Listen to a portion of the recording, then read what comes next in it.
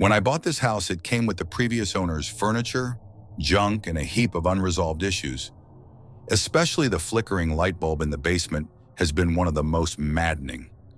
I've dreaded going down there, but curiosity has finally pushed me to confront it. As I step onto the old wooden stairs, they creak beneath me, echoing the fear I'm trying to suppress. I pause, gripping the handrail at the side of the staircase. The house settles around me, boards shifting and pipes gurgling, or at least that's what I tell myself. Anything to explain away the strange noises that have plagued me for weeks. My hand tightens on the toolbox.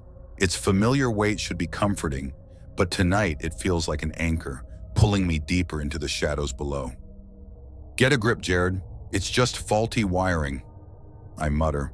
But even as the words leave my lips, doubt gnaws at me. I've replaced that damn bulb a dozen times. Checked the connections, rewired half the basement. Nothing's worked. The stairs lead down into darkness, broken only by the erratic flashes from below. On, off, on, off. A rhythm that's burrowed into my brain, keeping me up night after night. I take another step, then another. The temperature drops with each foot of descent. By the time I reach the bottom, my breath fogs in front of me.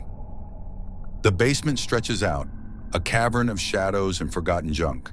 Most of the clutter, including old journals about the house and other items.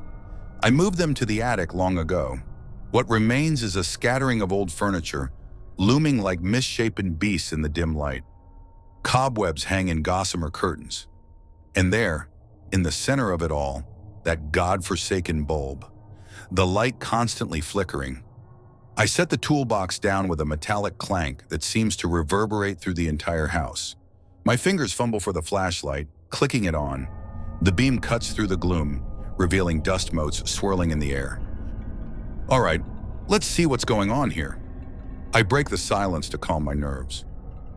I reach for the bulb, unscrewing it carefully. It's barely warm to the touch, despite its frantic activity. As I pull it free, the flashing stops, leaving me in the dim glow of my flashlight. For a moment, I was in a blessed stillness. Then there was a skittering sound behind me. I whirl around with my heart pounding. The flashlight beam dances across piles of boxes and old paint cans. Nothing moves. Just a rat, or your imagination, I tell myself. But the hair on the back of my neck stands up, and I can't shake the feeling of being watched. I turn back to the light socket, determined to focus on the task at hand. I've got my voltmeter out, probes at the ready, then all of a sudden my phone buzzes. Jesus. I nearly dropped the thing, fumbling to answer. Hello? Jared, it's Sarah. Are you okay? I've been trying to reach you for days. Sarah, my oldest friend. The one person who's noticed my recent distraction. Yeah, sorry, I say, trying to keep my voice steady. Just been busy with some house repairs. House repairs? At this hour? I glance at my watch. 11:43 p.m. When did it get so late? You know me, I force a chuckle. Night owl and all that. Jared, what's really going on? You've been acting strange for weeks. Missed calls, cryptic texts. I'm worried about you. I open my mouth to reassure her, to spin some story about a big project keeping me busy. But at that moment, the light bulb flares to life, not the gentle glow of a normal bulb. This is a searing, painful brightness that fills the entire basement. I cry out, shielding my eyes. Jared, what's happening? Sarah's voice seems to come from far away, distorted and crackling. The light bulb then pulses and glows more intense with each flash. The air itself seems to vibrate. And then, darkness, complete and absolute. My phone goes dead, the flashlight too. I'm alone in a pitch-black void, my heart thundering in my chest. Sarah, I call out, knowing it's useless. Anyone? Silence is my only answer. I fumble in the dark, feeling for the workbench, the stairs, anything familiar. My hand brushes against something cold and metallic, not the smooth curve of a pipe or the rough edge of a tool. This is etched, carved with intricate patterns I can feel beneath my fingertips. A spark of static shocks me, and I jerk back. In that instant, I see it. A flash of symbols glowing with an eerie blue light on a metal panel. Ancient twisting shapes that hurt my eyes to look at. Then darkness again. My mind races. This is wrong, all wrong. There shouldn't be anything like this in my basement. I've been over every inch of this place 100 times. I reach out again, slower this time. The metal panel is still there, humming faintly beneath my touch. I trace the symbols, trying to make sense of them. The temperature plummets. My breath comes out in ragged gasps, frosting in the air. The silence is broken by a low, building hum. It seems to come from everywhere at once. The walls, the floor, and even inside my own head. The symbols pulse with that same blue light, keeping time with the hum. It's building to something, I realize. Some terrible crescendo. I should run.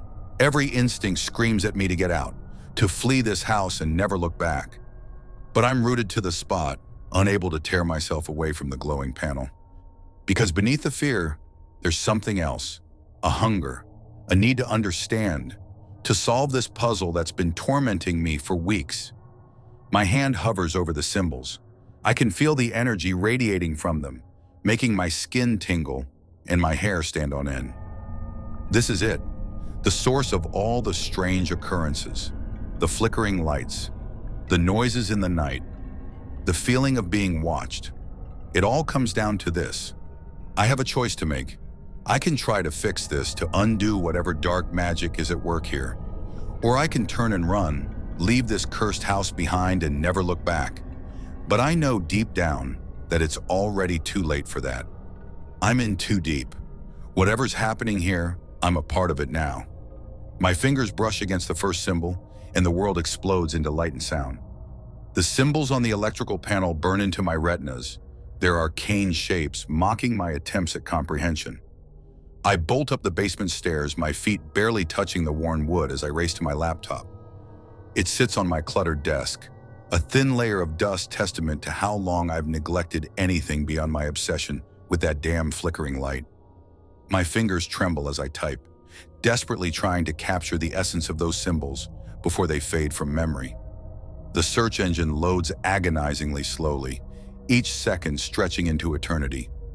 Just as the results begin to populate, the screen flickers. Once, twice, then nothing but an error message glaring back at me. No, no, no, no! I slam my palm against the side of the monitor, as if brute force could bring it back to life. The connection remains stubbornly dead, my lifeline to answers cruelly severed. I grab my phone trying to find Sarah's number. She'll know what to do. She always does. But as I raise the device to my ear, the screen dims. The battery icon flashes an angry red, draining before my eyes like sand through an hourglass. Come on, not now, I mutter, watching helplessly as the percentage plummets. 50%, 30%, 10%. The screen goes black. My last connection to the outside world snuffed out. A chill crawls up my spine as I realize how utterly alone I am. The house creaks around me, the sound no longer comforting but ominous. I'm trapped in here with whatever this is. The light above my head sputters to life, its glow harsh and unforgiving. But there's no relief in the illumination. It flickers violently, each flash like a hammer blow to my senses. Light, dark, light, dark. The rhythm grows faster, more erratic, until I can barely tell where the shadows end and reality begins. I squeeze my eyes shut, but it does nothing to block out the assault. The flashes penetrate my eyelids, painting my world in strobing chaos. My heartbeat quickens to match the frantic pulse of the light. Sweat beating on my forehead. Then cutting through the silence between flashes, I hear it. A whisper. So faint I might have imagined it, but there it is again.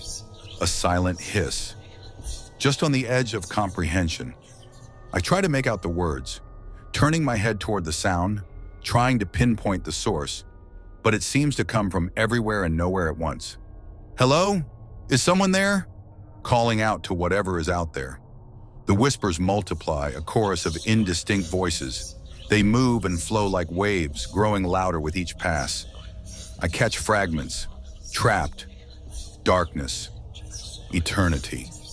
each word sending a fresh spike of fear through my chest. "Stop it!" I shout out, pressing my hands against my ears. But the voices are inside my head now, mocking my attempts to shut them out. They echo my words back at me, twisted and distorted, until I can't tell if I'm hearing them or thinking them. Exhaustion crashes over me like a physical force. I stumble to the couch, my legs barely able to support me. My eyelids feel like lead weights, and I let them fall shut. Just for a moment. Just to catch my breath. A flicker of movement snaps me back to alertness. I jerk upright, eyes wide, searching for the source. There, a shadow darting just beyond my field of vision. I whip my head around, but it's gone before I can focus on it. Another one, this time to my left, and another behind me.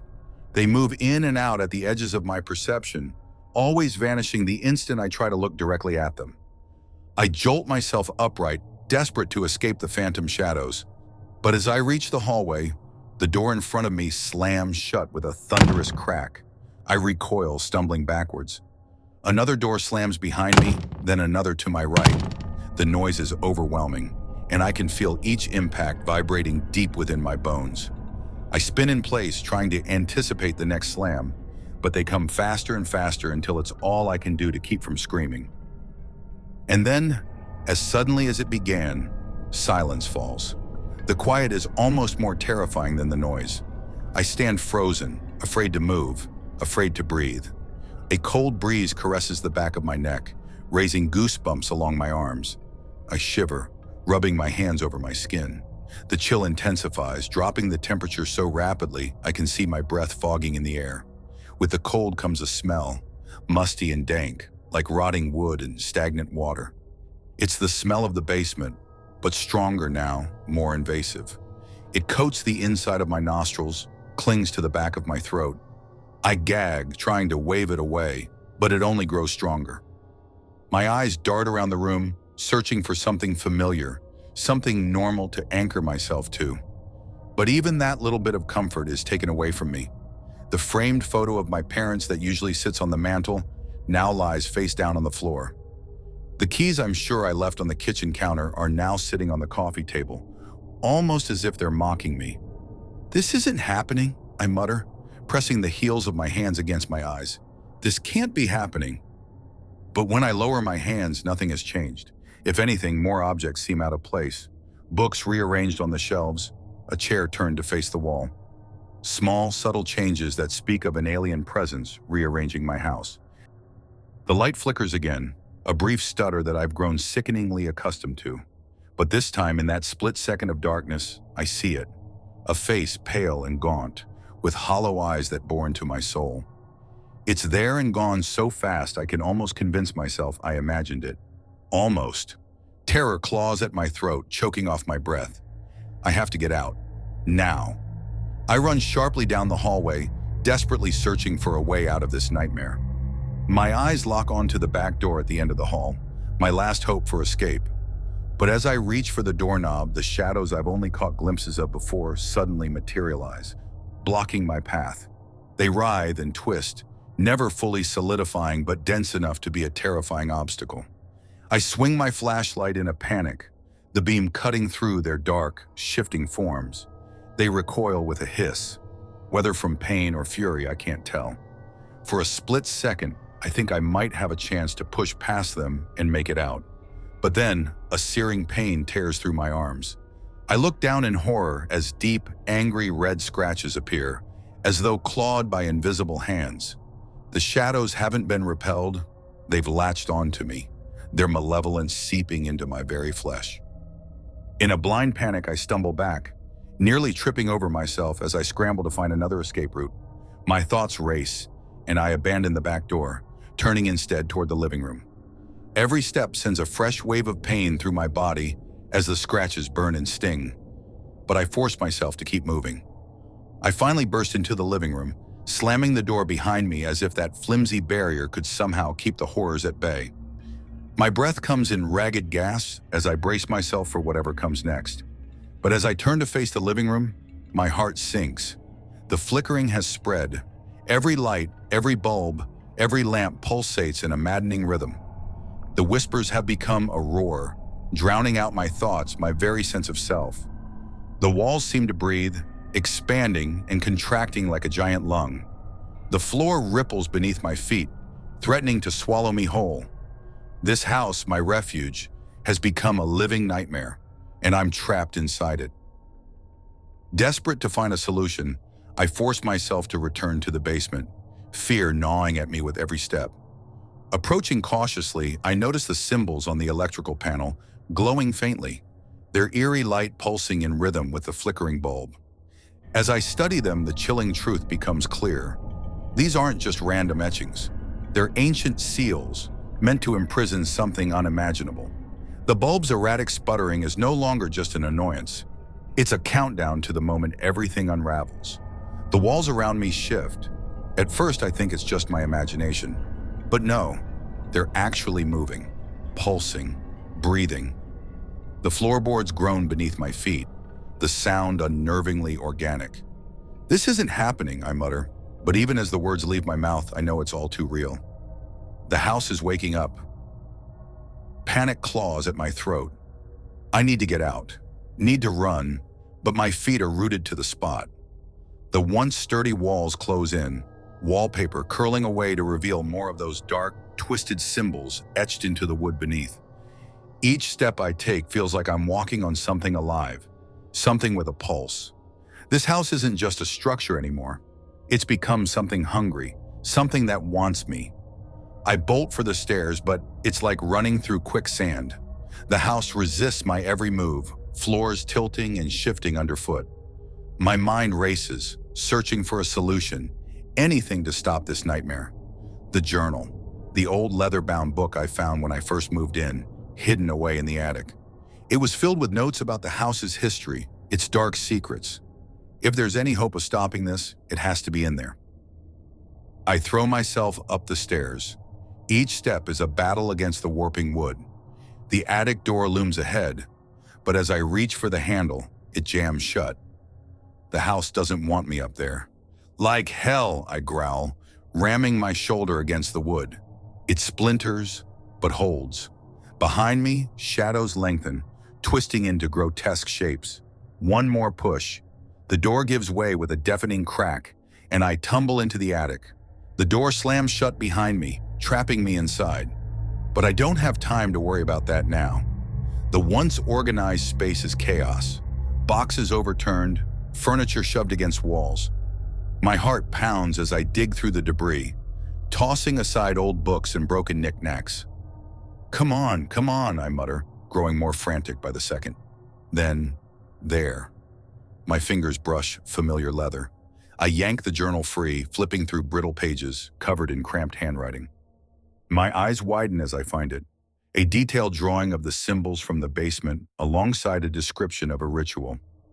A way to restore the seal, to stop this curse from spreading. But the warning at the bottom of the page makes my blood run cold.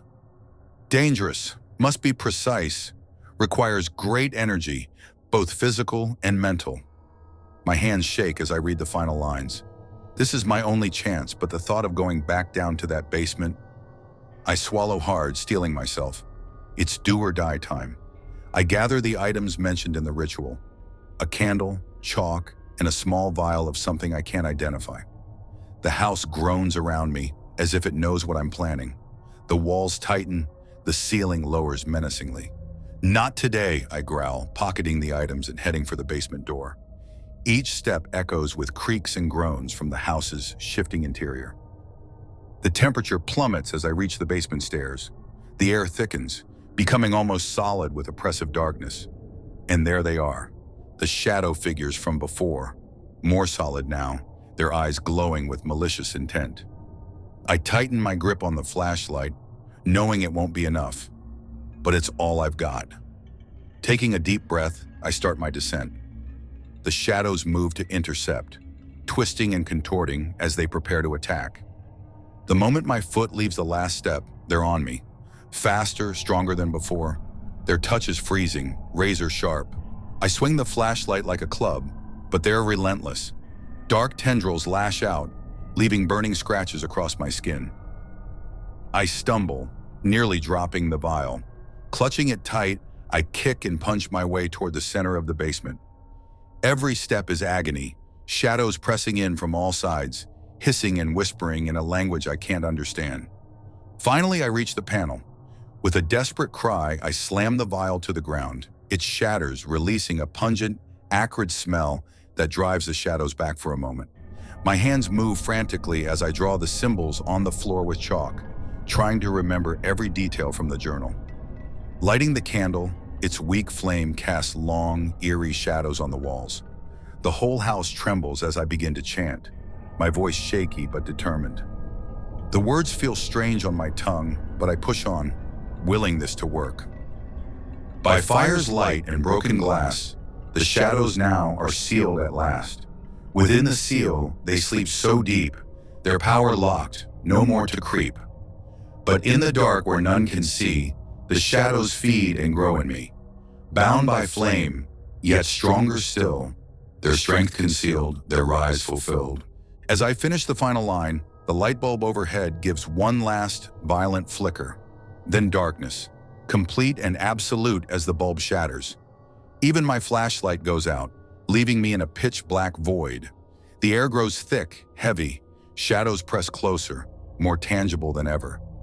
And then it hits me, a realization that turns my blood to ice. The ritual didn't work. It's made things worse. This curse was never meant to be contained. It was meant to feed off fear and desperation, to consume, to make me a part of it. The darkness becomes suffocating. Whispers grow louder, more insistent, worming their way into my head. They urge me to give in, to let go. The floor beneath me seems to disappear, and I feel myself being pulled down, deeper into the house's twisted core. The last thing I see before the darkness swallows me whole is a sea of grotesque faces, the shadows converging. They're grinning in triumph. I try to scream, but no sound comes out. The house has what it wanted. I'm just another lost soul now, trapped within its walls. My final desperate cry echoes through empty rooms, but there's no one left to hear it. I stand in the pitch-black basement, my breath coming in ragged gas. The darkness presses against my skin like a living thing, suffocating me. The air reeks of malevolence, thick and oppressive. Around me, the house warps and twists, walls groan, bending inward with hunger. Every attempt to stop this curse has failed. The now shattered light bulb, the useless ritual. I'm at rock bottom, and the shadows know it. Their whispers grow closer, cold tendrils brushing my skin. I shudder, fighting the urge to curl into a ball and give up. But something nags at the back of my mind, a half-remembered detail from that damn journal. "Think, Jared," I mutter, rubbing my temples. What did it say? The memory hits me like a bolt of lightning. An emergency exit, scribbled hastily in the margins, a hidden passage to bypass the curse. It's a long shot, but it's all I've got. I drop to my knees, hands frantically searching the floor. Splinters dig into my palms as I knock on floorboard after floorboard. The shadows press closer, their whispers growing frenzied. They know I'm trying to escape. Come on, I hiss through gritted teeth. There, a hollow thud. I dig my fingers into the cracks, ignoring the pain as I pry up the board. Beneath, a narrow tunnel plunges into darkness. The shadows lunge. Icy claws rake across my back, sending jolts of agony through my body. I kick out blindly, my foot connecting with something that feels both solid and not. The whispers then rise to a shriek. No time to think. I throw myself into the tunnel, crawling on my hands and knees. The dirt walls close in around me. Its smell of earth and decay that fills my nostrils. Above, I swear I can feel the weight of the house, trying to crush me, trying to drag me back into its cursed depths. The shadows are right behind me, their voices echoing through the cramped space. Give in. Let us claim you. I push on, terror fueling my every movement. My lungs burn, my muscles scream. But ahead, a faint glimmer of light grows stronger. Cold night air seeps into the tunnel, a stark contrast to the oppressive heat behind me. With a final burst of energy, I claw my way out of the tunnel. I collapse on damp grass, chest heaving. For the first time in what feels like years, I can breathe. The night sky stretches above me, clear and star-filled. But the moment of peace is shattered as I turn my head. The house looms behind me, a dark silhouette against the moonlight. Even from here, I can see the faint flicker of light through the windows. The curse isn't done. It's waiting for its next victim. I sit up, wincing at the array of cuts and bruises covering my body. Something catches my eye. The journal lies beside me, its pages fluttering in the night breeze. I pick it up with trembling fingers, flipping through until it falls open to a final, jagged entry. "The curse is never contained," I read aloud, my voice barely a whisper. "It spreads, growing stronger with each victim. There is no escape, only delay." A chill runs down my spine. This battle is far from over. I force myself to my feet, taking one last look at the house. The flickering light within casts eerie shadows on the walls. I can't stay here.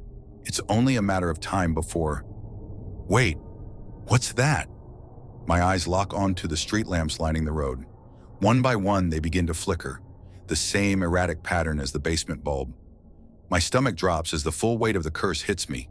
It's not confined to the house anymore. It's spreading. I stumble down the street, watching in horror as more lights join the hellish dance. Porch lights, car headlights, even the distant glow from the end of the block. The shadows from the house seem to stretch, reaching beyond its walls, creeping into the world around me. The malevolent presence grows stronger with each flickering bulb. I quicken my pace, but deep down, I know there's nowhere to run. The curse will follow. Every step I take, the shadows lengthen. They twist and writhe like living things. Overhead, the streetlights cast my shadow in a strange and distorted shape. The realization hits me like a punch to the gut. The curse doesn't just want me, it wants everything. That damned light bulb in the basement. It wasn't just an annoyance, it was the first crack in a seal that's now broken wide open. The curse is alive, spreading faster than I ever could have imagined. "Some things are better left in the dark," I mutter, a bitter smile twisting my lips. There's no outrunning this now, but I keep moving. Maybe I can warn someone. Maybe I can slow it down. Or maybe I'm just prolonging the inevitable. I glance over my shoulder. The shadows converge, closing in once more. I clench my fists and keep walking, my footsteps echoing in the empty, cursed night. Whatever happens next, one thing's for certain. The darkness is here to stay.